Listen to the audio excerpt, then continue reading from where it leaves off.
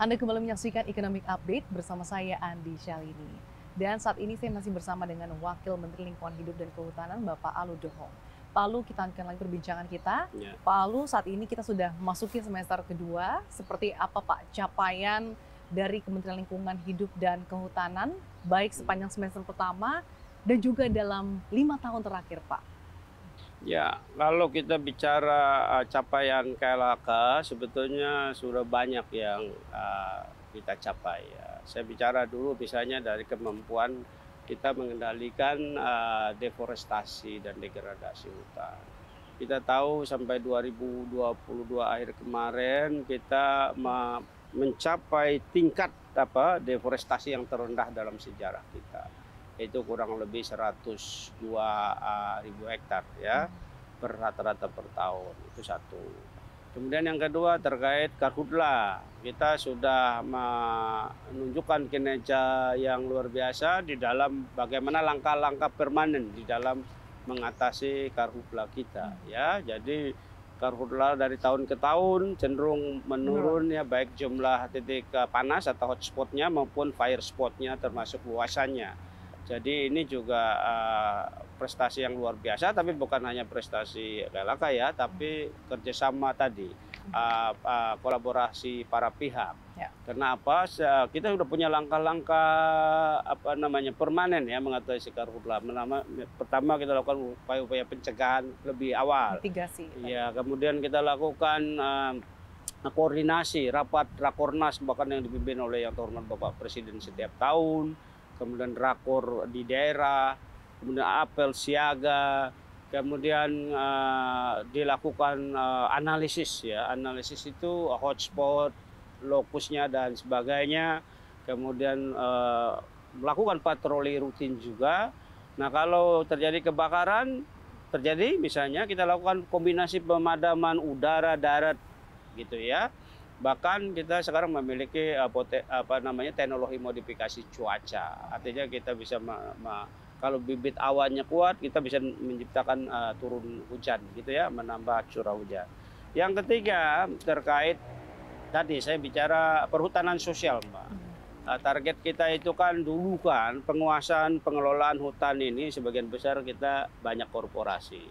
Nah, sejak pemerintahan Bapak Presiden Joko Widodo, maka diberilah akses kelola hutan ke masyarakat lewat perhutanan sosial dengan target 12,7 juta hektar. Sekarang yang sudah kita kasih perizinan kepada masyarakat untuk mengelola hutan sosial itu kurang lebih dari 7 juta hektar. Terdiri dari 5 skema itu, hutan desa, hutan adat, hutan kemitraan, hutan tanaman rakyat, dan kemitraan kehutanan gitu ya. Dan tentu ini modal dasar yang sangat kuat juga dan harapan kita terus kita tingkatkan. Memang tantangan kita saat ini pemegang perizinan perhutanan sosial itu juga pasca izinnya yang paling penting. Oke. Ya kan dikasih izin nih ngelola hutan desa semua, tapi bagaimana next dia mengelola hutan hutan sosial itu yang harus kita bantu juga, karena masyarakat kan pada umumnya kapitalnya rendah, kapasitinya juga kurang, infrastrukturnya kurang, jadi harus dibantu oleh semua pihak juga gitu ya, pemerintah daerah dan sebagainya, sehingga ini menjadi di samping social capital tapi juga economic capital bagi masyarakat. Nah 7 juta hektar itu luas banget ya, kalau dimanfaatkan secara baik bisa menjadi potensi ekonomi yang green ya. Green itu termasuk tadi dari jasa ekosistemnya, non timber forest produknya dan seterusnya. Berikutnya juga kita keberhasilan kita di dalam melakukan restorasi atau pemulihan lahan gambut dan mangrove kan. Tadi saya bilang dalam periode 5 tahun terakhir, bahkan kalau kita nengok kembali 10 tahun kebelakangan, ya kita mampu sudah merestorasi kawasan ekosistem gambut kita, baik yang terdegradasi di lahan masyarakat maupun yang dikelola oleh konsesi lewat tadi 3R tadi, membangun infrastruktur pembasahan gambut, sekat kanal, penimbunan kanal dan seterusnya. Di sektor konsesi aja sudah intervensinya lebih dari 3,6 juta hektar lah ya sampai sekarang. Di restorasi yang dilakukan di lahan masyarakat oleh Badan Restorasi Gambut termasuk oleh KLHK, PPKL, dan lain-lain itu sudah lebih dari 2 juta hektar yang kita lakukan pemulihan restorasi tadi. Tata airnya, vegetasinya, bahkan namanya revitalisasi sumber ekonomi masyarakat. Kan ada desa peduli gambut, desa peduli mandiri gambut dan sebagainya yang diprogramkan oleh Badan Restorasi Gambut dan Mangrove dan juga di KLHK di Jen PPKL. Dan ini menurut prestasi restorasi ini menjadi yang terbesar di dunia. Tidak ada negara lain seluas yang kita lakukan.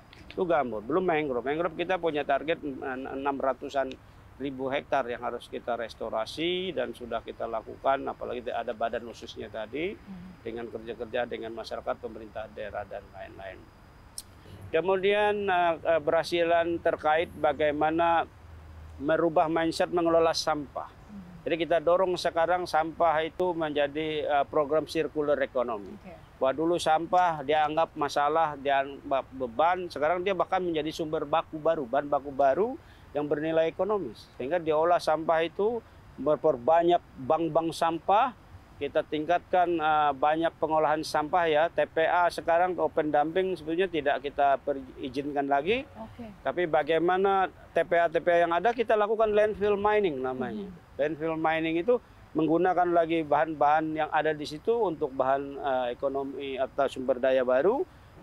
Nah, Pak, tapi terkait dengan pengelolaan sampah dan limbah, ini berdasarkan data dari KLHK bahwa timbunan sampah mencapai 69,7 juta ton sepanjang 2023 lalu. Artinya masih cukup tinggi ya Pak. Betul. Bagaimana upaya KLHK untuk mengakselerasi supaya hal ini bisa ditekan? Ya tadi timbulan sebesar itu 60 juta ton itu kan tadi kita lihat ini sumber daya loh. Makanya sampah-sampah organik, anorganiknya harus kita kelola. Tadi landfill mining itu salah satunya yang saya bilang itu. Jadi sampah-sampah organik misalnya sekarang kan bertebaran usaha budidaya maggot misalnya. Itu kan dari sampah-sampah organik. Sayur-sayuran, makanan, semua itu pakannya maggot. Gitu. Maggot jadi industri baru, ekspor bahkan ya. Maggot ini untuk pakan ternak, bahkan untuk pakan ikan, bahkan pakan manusia mungkin di negara lain gitu ya. Karena dianggap punya protein tinggi ya. Nah itu satu. Kemudian bahan-bahan organik itu juga limbah dan sisanya bisa jadi pupuk, kompos dan sebagainya.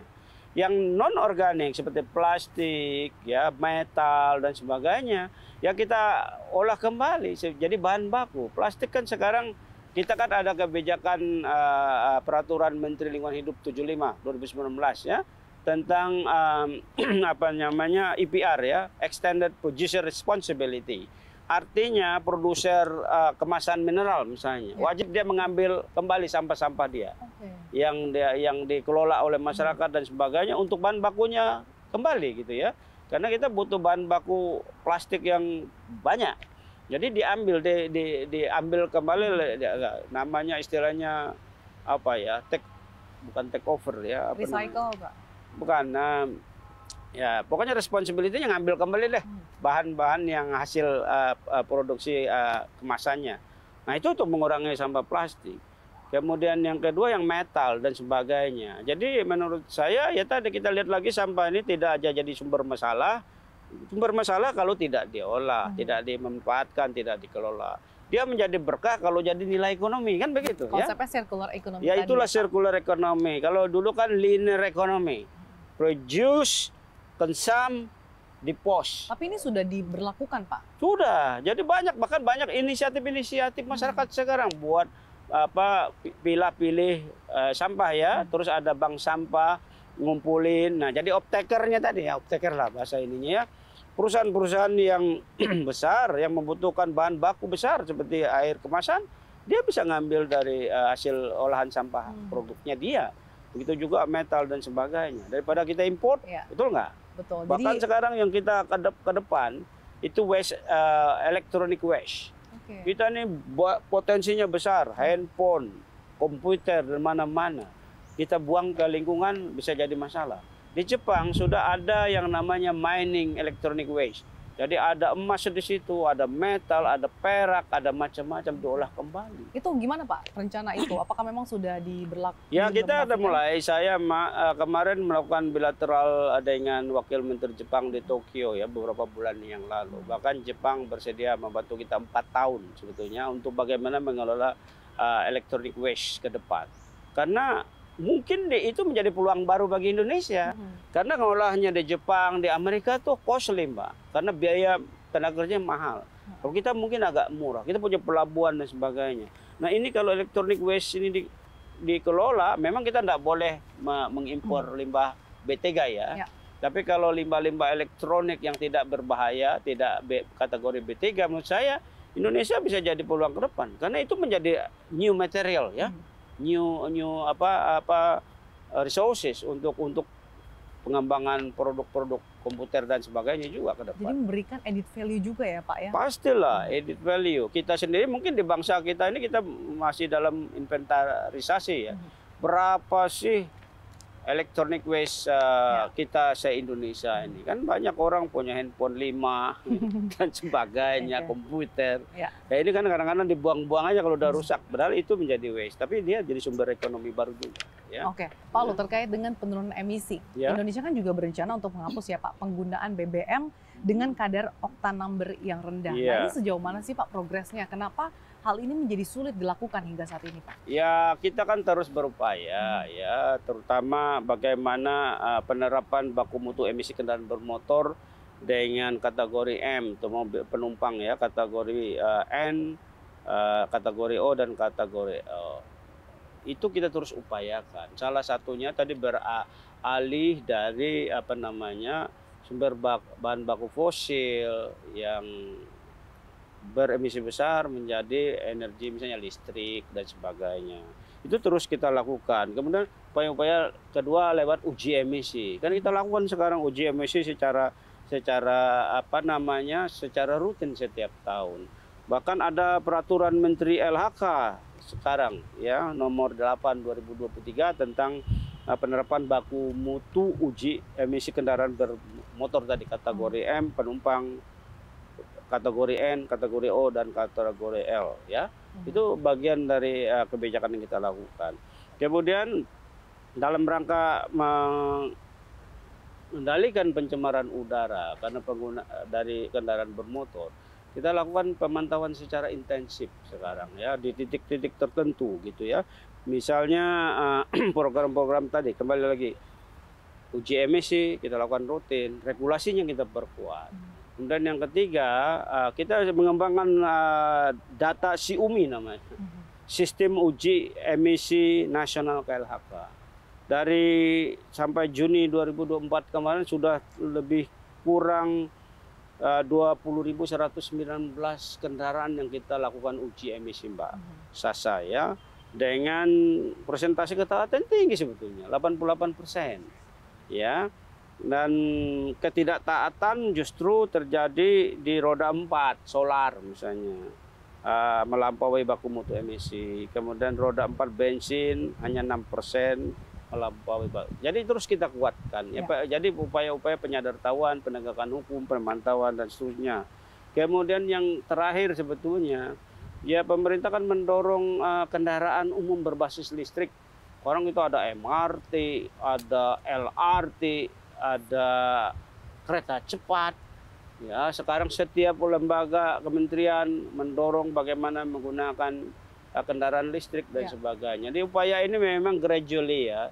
Tidak bisa instan, karena ini juga menyangkut perubahan mindset seluruh masyarakat, seluruh kita semua, bahwa kekhawatiran itu kan misalnya kendaraan listrik. Tapi pemerintah sudah memberi insentif loh. Roda 4, roda 2 dikasih subsidi oleh pemerintah, dikasih apa. Tapi kan karena social acceptance-nya masih rendah, kan kekhawatiran nih ada isu bahwa baterainya mahal, tiap 4 tahun sekali harus diganti. Isu yang kedua, harusnya infrastrukturnya kita lengkapin. Saya selalu berulang-ulang di setiap kesempatan, di SPBU kita misalnya sekarang mestinya harus ada fast charging segala macam. Jadi orang nggak khawatir di rest area tol, rest area di daerah-daerah jalan yang long distance. harusnya dilengkapi dengan baterai-baterai charging seperti itu ya, charging baterai untuk kendaraan listrik. Kemudian yang berikutnya kan masing-masing produk itu beda-beda model tipikal charging sistemnya. Mestinya ke depan tuh gimana diunifikasi dong, sehingga tidak macam-macam jenis charger di satu stasiun misalnya.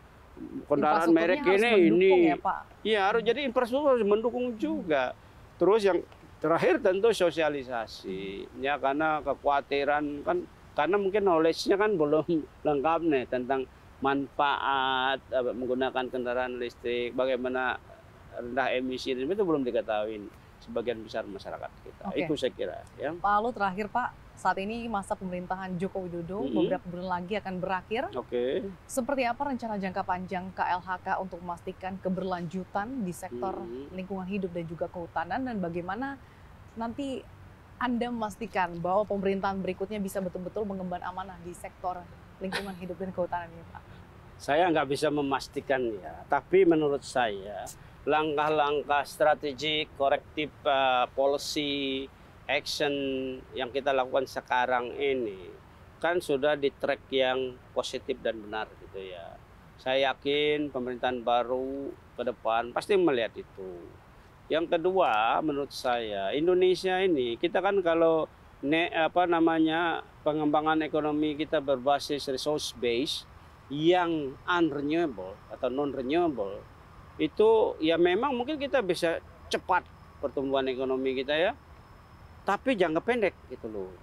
Sementara Indonesia ini saya selalu bilang strategi pertumbuhan ekonomi kita depan itu berbasiskan 3, itu green economy, blue economy, kelautan ya, dan bioeconomy ya. Green economy kita tahu ya, kalau kita bicara yang namanya green economy kan berarti kegiatan ekonomi yang rendah emisi, berbasiskan keberlanjutan seperti listrik ya. Kita ini punya sumber daya sumber EBT ya, energi baru terbarukan yang luar biasa di Indonesia nih. Geothermal di kawasan hutan, air, hydro, solar, macam-macam. Tinggal kita optimalisasi itu. Nah, itu berarti kan sekaligus rendah emisi. Kita bisa menjadi negara nanti yang bisa menawarkan certified emission reduction terbesar di dunia ini. Orang bisa beli dari Indonesia untuk mengofset gitu ya, dari energi saja. Di kehutanan kita tadi punya program strategi forest and land use nexting. Saya kira ini harus dilanjutkan karena itu juga bagian program strategis, karena NDC kita itu dicapai yang kontributor pertama kan dari sektor kehutanan tata guna lahan. Itu udah punya program rencana aksinya dan sebagainya, tinggal diimplementasikan. Kita memperbaiki, mengurangi deforestasi, meningkatkan penanaman lagi lahan-lahan kritis dan sebagainya, sekaligus kita men-certified emission reduction. Ini juga bisa bagian dari negara-negara lain yang butuh kerjasama untuk offset emission karena dia tidak mampu mengurangi emisi di negaranya. Ini nilai ekonomi baru. Bioekonomi kita ini punya biodiversity terkaya nomor 3 setelah Brasil dan Kongo Republic sebetulnya. Sekarang ini berdasarkan data indeks biodiversity global yang terbaru, kita ini urutan ketiga. Nah, Mbak bayangkan yang namanya wildlife kita, satwa kita, kemudian flora fauna kita yang untuk jadi biomedik, jadi bahan kosmetik di industrialisasi global. Ini kan kita di dalam perjanjian global, dalam konvensi global CBD dan Nagoya Protocol, negara-negara di mana asal usul biodiversity ini, flora fauna ini, itu berhak menerima akses and benefit sharing. Jadi kalau industri kosmetik di Jepang dulu asal usul dia menggunakan genetik flora kita, tumbuhan kita, baik obat kosmetik, kita berhak menerima akses and benefit sharing. Ini belum kita. Nah, harapannya pemerintahan ke depan mulai melihat ini peluang. Ternyata banyak peluang-peluang yang banyak loh, satwa-satwa kita yang berada di luar negeri, Mbak, di kebun-kebun binatang mereka kan jadi attraction. Orang bayar. Padahal ikonik satwanya orangutan, harimau Sumatera, macam-macam. Berdasarkan Nagoya Protocol, kita berhak menerima akses benefit sharing. kebun binatang di mana-mana bisa menerima ratusan miliar tiap tahun dari tiket masuk orang melihat binatang. Kita tidak menerima apa-apa. Karena kita breeding loan, tapi kita harusnya kuat. Baik. Untuk melihat itu potensi, apalagi ke lautan kita dan sebagainya. Ya, Baik. mudah-mudahan yang baik-baik ini, ya saya yakin lah pemerintah baru pasti akan melihat juga. Tidak mungkin semuanya, pasti hal-hal positif akan diteruskan. Saya yakin itu. Oke, Pak Aldo, kita harapkan bersama semoga dengan berbagai langkah konkret yang dilakukan KLHK selama ini bisa betul-betul mengoptimalkan potensi ataupun peluang yang ada di sektor kehutanan dan lingkungan hidup yang tentunya bisa berdampak positif tidak hanya bagi ekonomi, sosial, tapi juga aspek lingkungan. Terima kasih atas waktunya Bapak Aldo Dohong. Sehat selalu untuk Anda, Pak. Terima kasih, Amin. Terima kasih Mbak Sasa sudah berkesempatan mewawancara saya. Terima kasih, sehat selalu ya. Demikian segmen Economic Update bersama dengan Aldo Dohong, Wakil Menteri Lingkungan Hidup dan Kehutanan, CNBC Indonesia, Beyond Business.